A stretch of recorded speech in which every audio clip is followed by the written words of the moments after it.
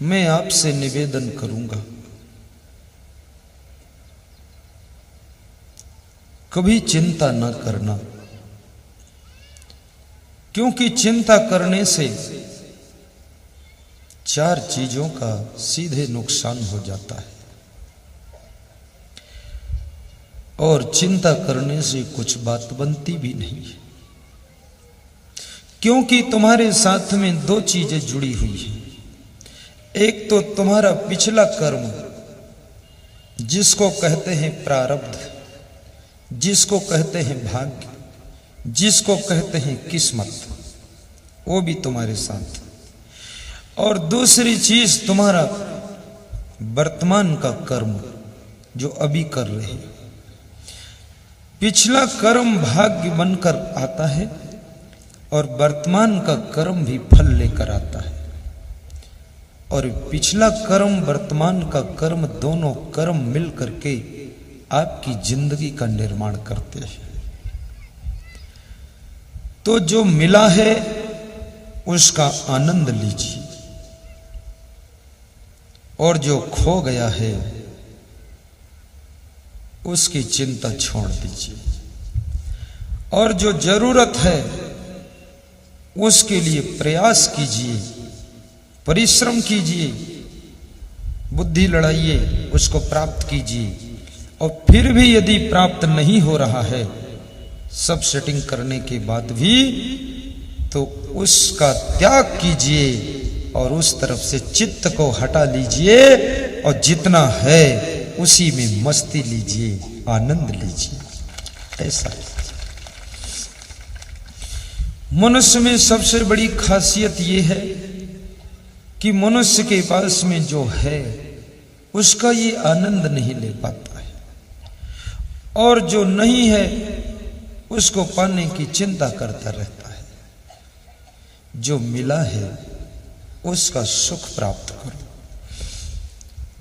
आज मैं जिस कमरे में सोया था, सबसे पहले मैं कमरे की छत और दीवार को देखता हूं जहां भी जाता हूं, और 2-3 दिन में मेरा कमरा बदल जाता है।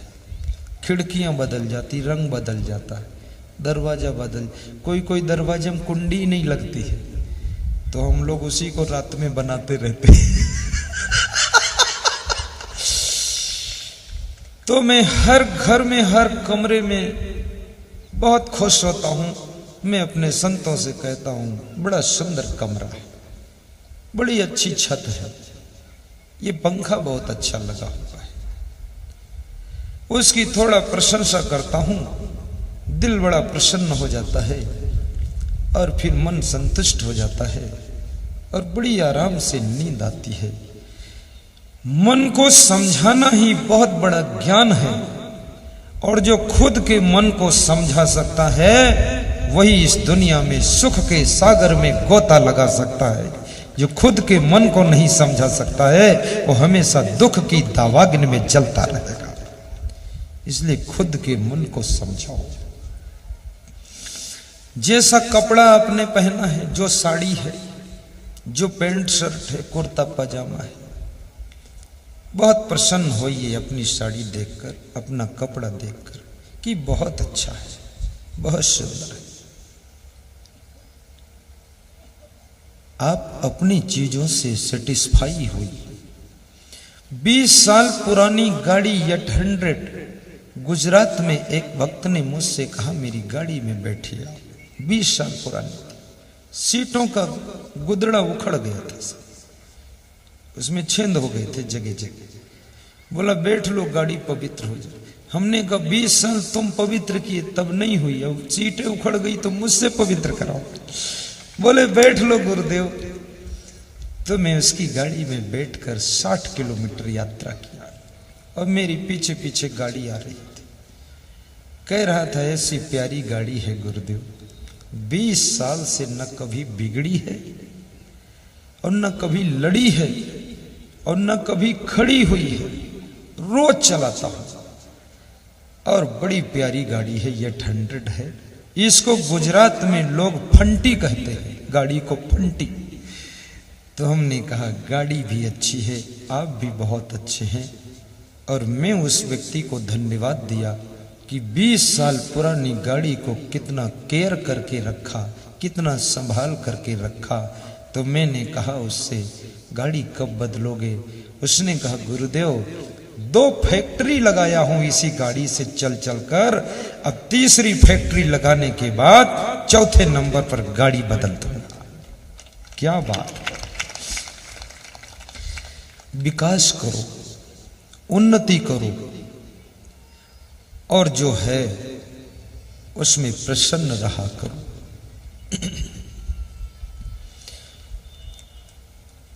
महाराजा धीराज धृतराष्ट्र विदुर को बुलाते हैं। विदुर सहज स्वभाव से आते हैं और कहते हैं कि राजन, मेरे लिए क्या आदेश है?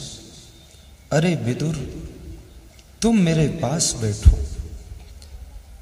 तुम मेरे पास बैठते हो तो मुझे बहुत अच्छा लगता है, और कुछ सुनाओ विदुर। विदुर ने कहा, राजन, मैं आपके पास नहीं बैठ सकता, क्योंकि तुम मेरे ज्येष्ठ भ्राता हो और महाराजा हो। मैं दासी पुत्र हूं, मैं आपके पास में खड़ा हूं। आप बताइए क्या पूछना चाहते हो? विदुर, तुम्हारे शब्दों से हमको शीतलता मिलती है। इस सृष्टि में कुछ लोग ऐसे होते हैं जिनके शब्दों से भी दिल ठंडा हो जाता है, जिनकी वाणी से मन शांत हो जाता है, जिनके दर्शन से चिंता भूल जाती है, जिनके पास बैठने से सुख लगता है। कुछ ऐसी प्रतिभाएं होती हैं जिनके चरण छूने से भी मन मुग्ध हो जाता है, और जिनको देख करके मन खुशियों से भर जाता है। और ये आत्माएं बहुत जन्मों जन्मों तपस्या करके तब इस धरती पर आती हैं, और सृष्टि के करोड़ों नर नारियों की चिंता, टेंशन, दुख, द्वंद, कष्ट को दूर करने के लिए उनका अवतार होता है, और वह सबके दुखों को हर लेती है। ऐसी महान सत्ता, ऐसी महान आत्मा का दर्शन आपको निरंतर हो, जिसके दर्शन से भी आपके दिल में शीतलता आए और आपके घर में मंगल भवन अमंगलहारी वातावरण बने। ऐसी आत्माओं का दर्शन आपको जरूर मिले, ऐसी मैं शुभकामना करता हूं।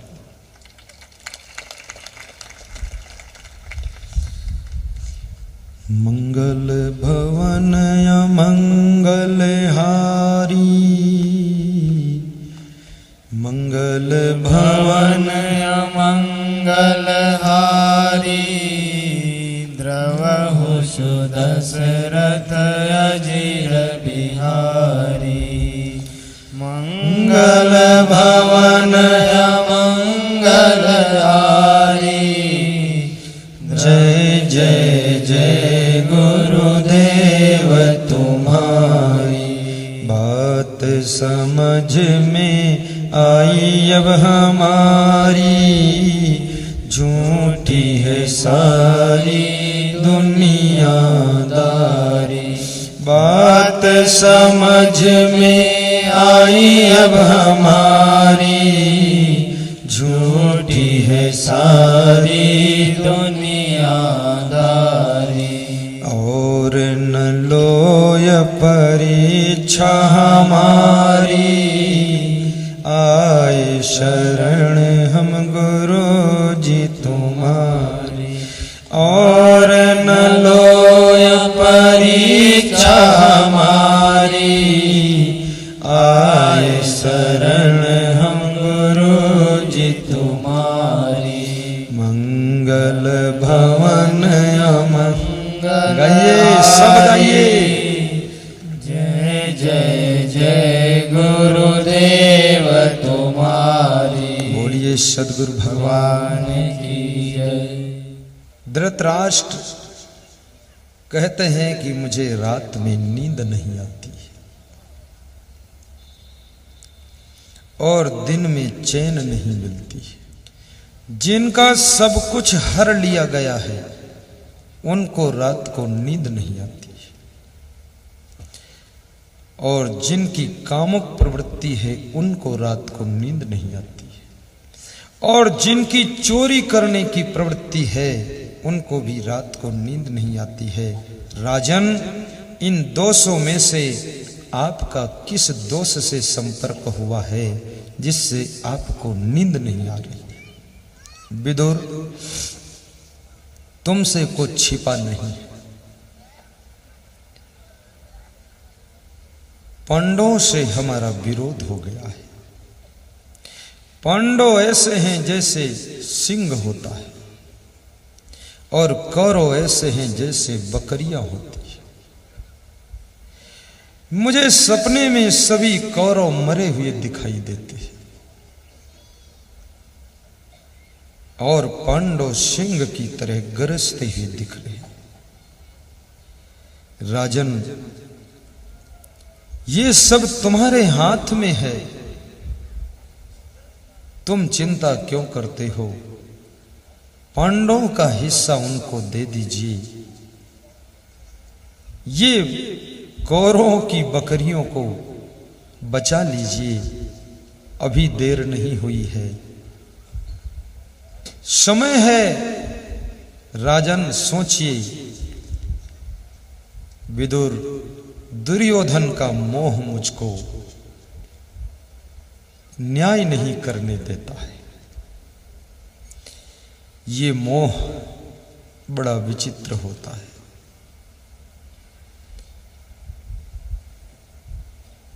दुर्योधन के प्रति मोह पांडवों के लिए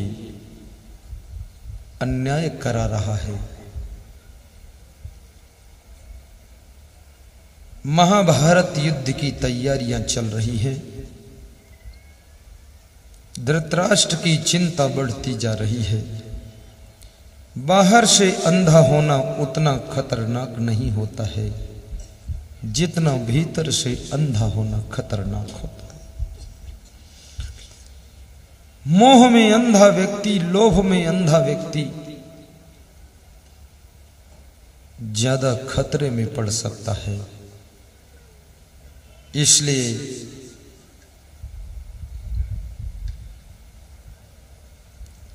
मोह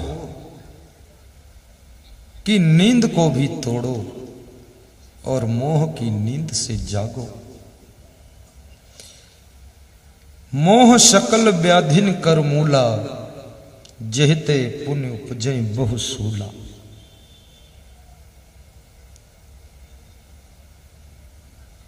धृतराष्ट्र दुखी भी बहुत हैं, चिंतित भी बहुत हैं। विदुर कहते हैं कि राजन, चिंता करने से 4 चीजों का नुकसान होता है। इस सभा में बैठे हुए लोग भी बहुत लोग चिंता करते हैं। आज उनके लिए भी ये मंत्र सिखाया जा रहा है, ध्यान देना।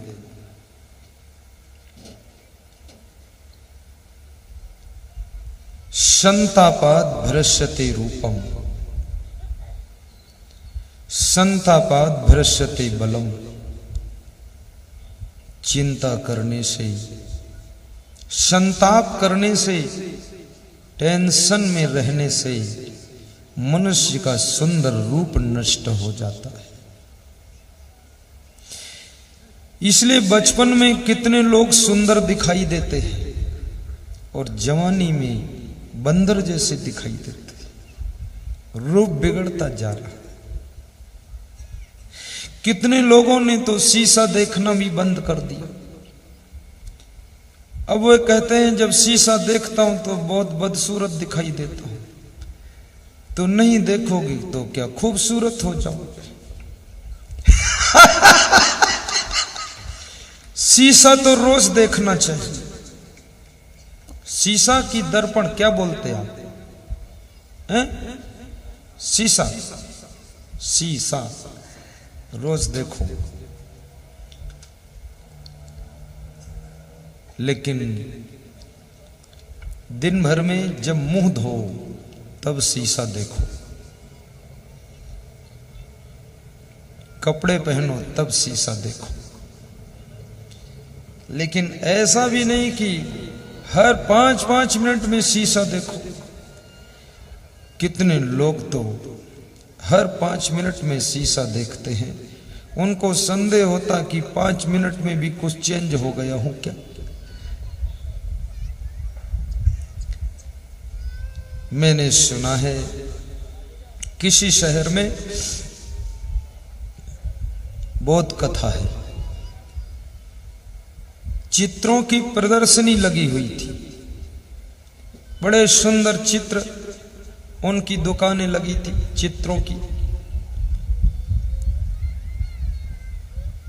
हजारों लोगों का मेला जुटा हुआ, सब अपने अपने पसंद के चित्र खरीद रहे थे। तो एक आदमी चित्र खरीदने गया तो उसने दुकानदार से कहा कि सब कुछ समझ में तो आता है, चित्र ठीक है, लेकिन ये गंजे आदमी का चित्र तुमने क्यों लगाया? इसको कौन खरीदेगा? तो दुकानदार ने कहा कि माफ कीजिएगा, ये जो चित्र तुम देख रहे हो गंजे आदमी का, ये चित्र नहीं है, ये तुम्हारे सामने शीशा लगा है, ये तुम्हारा ही फोटो गंजा दिखाई दे रहा। तो बोले मैं ऐसा हो गया हूं? बोले कभी तुमने देखा ही नहीं, तुम कैसे हो?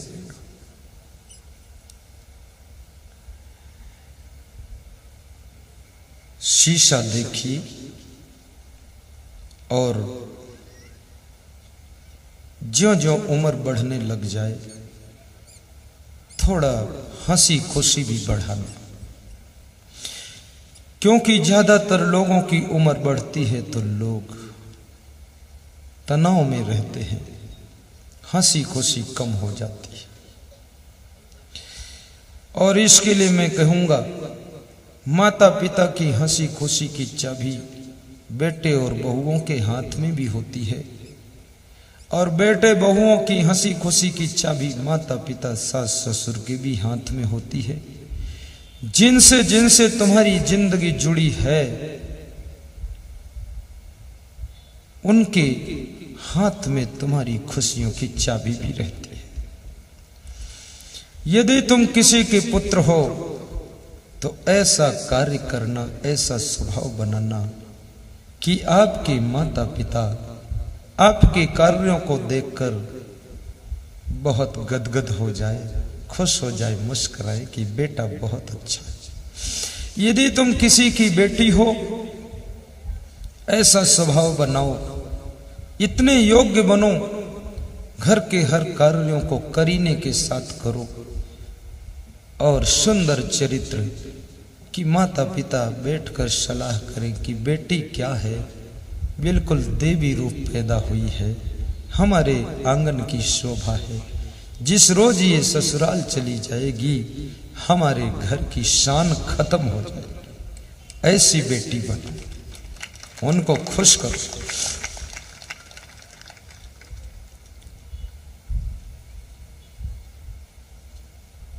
ऐसे माता पिता बनो कि बेटों को भी लगे, बहुओं को लगे कि वाह बड़े अच्छे हमारे सास ससुर हैं। घर की व्यवस्था को भी मन से संभालो और घर के लोगों को थोड़ा क्षमा भी करो। और कभी आपके माता पिता डांट दे, सास ससुर डांट दे, कुछ कह दे, तो मुस्कुरा देना, ये सोचना कि जो डांटने वाला होता है वो सबसे ज्यादा तुमसे प्रेम करता है, वही तुमको डांटता है। जिस दिन वो डांटना बंद कर दे तो समझ लेना अब उसके दिल में तुम्हारे प्रति प्रेम कम होने लगा है, इसलिए उसने सब कहना बंद कर दिया है। उसकी डांट को सह लेना।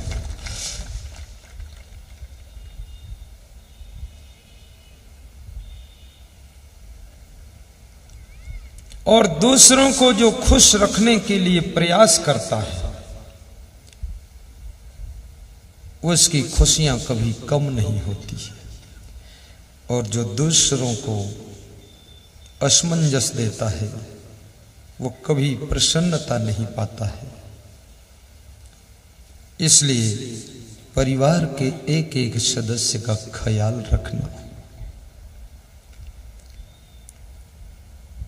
संतापाद भ्रश्यते रूपम। विदुर जी कहते हैं कि राजन, संताप करने से सुंदर रूप नष्ट हो जाता है। और चिंतित व्यक्ति की पहचान क्या होती है? जो चिंतित व्यक्ति होता है, वो जब कपड़े पहनता है तो बटन ऊपर नीचे लगा देगा। अगर उसके बटन लाइन से नहीं लगे हैं तो समझ लेना वो होश हवास में नहीं है। बटन ऊंचे नीचे लगाएगा। और चप्पल भी दाएं पैर का बाएं में पहन लेगा, बाएं का दाएं पहन लेगा, होश में नहीं। और तीसरी पहचान, जहां सब हंस रहे होंगे वहां भी वो बिल्कुल चुपचाप बैठा रहेगा, दांत नहीं निकालेगा, सबके मुंह देखेगा और कहेगा जैसे पागल लोग हंस रहे। उसको हंसी भी नहीं आएगी। और उससे उसकी उम्र पूछोगे तो उम्र भी भूल गई, बता नहीं पाएगा मेरी क्या उम्र है। और अपने बेटों के नाम भी उसको भूलने लग जाएंगे। तो समझ लेना कि वो व्यक्ति टेंशन में तादाद से ज्यादा हो चुका है। और भोजन खाने के बाद उससे पूछोगे आज क्या क्या खाया, वो सब आइटम भूल जाए। याद नहीं रहेगा कि आज खीर खाया, क्या खाया। ये सब स्थिति आने लग जाए। और घर वालों के भी नाम भूलने लग जाए, रिश्तेदारों के नाम भूलने लग जाए, तो समझ लेना ये आत्मा अब टेंशन में पहुंच चुका है। टेंशन और चिंता सबसे पहले तुम्हारी मेमोरी के ऊपर आघात करती है, तुम्हारी स्मरण शक्ति को कमजोर कर देती है। इसलिए मैंने भगवान कृष्ण की मेमोरी बड़ी स्ट्रांग थी, क्योंकि वह कभी चिंता नहीं करते थे। और जबकि उनके जीवन में संघर्ष बहुत थे, संघर्ष पर संघर्ष। माता पिता जेल में है, कंस जैसे बलवान राजा से विरोध है मामा जी से, कृष्ण का बचपन है, नंद बाबा की परिस्थिति भी बहुत अच्छी नहीं है, गांव में चराना पड़ता है। कंस एक ना एक राक्षस को, कहीं पूतना को, कहीं बकासुर को, कहीं किसी को भेजता रहता है गोकुल में। लेकिन कृष्ण के ओठों पर बांसुरी बज रही है और उनके मुकुट में मोर पंख है।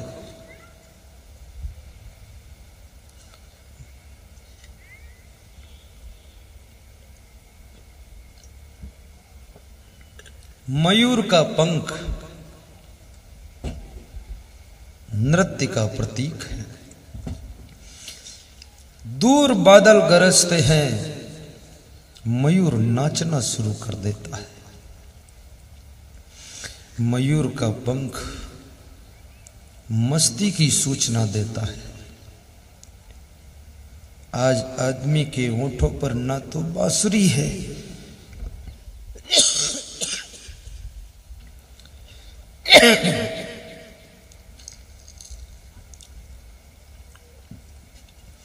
और कृष्ण हंसते बहुत है। हंसने से आपका हार्ट स्ट्रांग रहता है, कोलेस्ट्रॉल नहीं जमा होता है। इंसुलिन ग्रंथि एक्टिवेट होती है और बॉडी के अंदर एंडोडर्फिन्स केमिकल बनता है जो रोगों से लड़ने की सामर्थ्य पैदा करता है। इसलिए मैं निवेदन करूंगा, कभी कभी अपने घर में अकारण हंस लिया करो और पति पत्नी दोनों बैठकर हंस लिया करो। गैर लोगों के साथ में हंसना आसान है, लेकिन अपने लोगों के साथ में हंसना कठिन है। जब अपनों के साथ में आपको ठहाका मारकर हंसी आएगी तो गारंटी के साथ चिंता विदा हो जाएगी। बहुत आनंद आएगा। और हर स्त्री का कर्तव्य है कि अपने पति को थोड़ा हंसाया करे, लेकिन ज्यादातर पत्नियां तो टेंशन का इंजेक्शन देती है। अपने पति को हंसाओ, हंसाना पड़ता है। मैं जब आश्रम जाता हूं तो अपने गुरु को हंसाता हूं, संचालक साहब को हंसाता हूं, बात बात में हंसा देता हूं। मेरे गुरु बहुत कम हंसते हैं, लेकिन मैं उनको ऐसी बात घुमा कर कहता हूं कि कभी कभी वो मुंह में कपड़ा लगा के हंसते मर्यादा से और उनको अपने हाथों से जब जाता हूं तो कुछ नाश्ता खिलाता हूं। वही मुझसे कहते तुम खा लो, मैंने कहा नहीं आप खाइए। तो वे ले लेते हैं कटोरी में, बड़े मर्यादित हैं, रख लेते, कहते तुम चले जाओ बाद को खा लूंगा, लेकिन हंसाता हूं। और दूसरों को खुश रखने वाला व्यक्ति स्वयं खुशियों में डूबा रहता है। दूसरों को टेंशन देने वाला व्यक्ति कभी चिंता मुक्त नहीं हो सकता है। इसलिए अपने अपने पतियों को बहुत खुश रखना, क्योंकि बाहर का बड़ा संघर्ष इनके पास रहता है। घर में आकर के इनकी चिंताएं दूर हो जाएं और इनके चेहरे पर मुस्कान ला दो, उसी का नाम धर्म पत्नी होता है।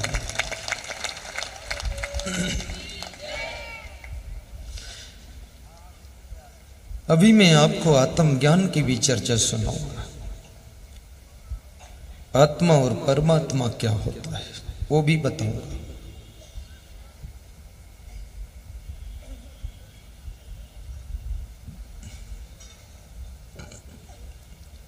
अपने घर में थोड़े से फूल के पौधे भी लगाइए।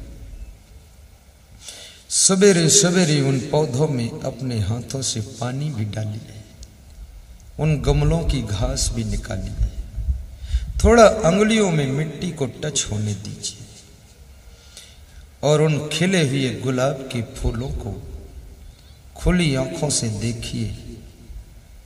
और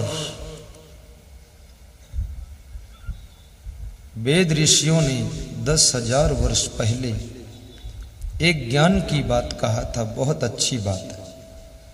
क्या कहा था कि देखने के समय केवल देखिए और सुनने के समय सिर्फ सुनिए और खाने के समय सिर्फ खाइए और सोने के समय सिर्फ सोइए और बात करने के समय सिर्फ बात कीजिए और प्रवचन के समय सिर्फ प्रवचन कीजिए। इधर उधर चित्त को विचलित मत कीजिए। गुलाब के फूल के खिले हुए सौंदर्य का आनंद लीजिए और अपने घर में सामान को भी सजा धजा कर रखिए। उल्लुल जुल्लुल मत डालिए। कोई काम ना हो तो अपने घर के सामान की सेटिंग करते रहो, झाड़ते पोंछते रहो। और भोजन बनाओ तो इतने चाव से, भाव से, इतना स्वादिष्ट बनाओ कि होटल का स्वाद भी तुम्हारे सामने फेल हो जाए।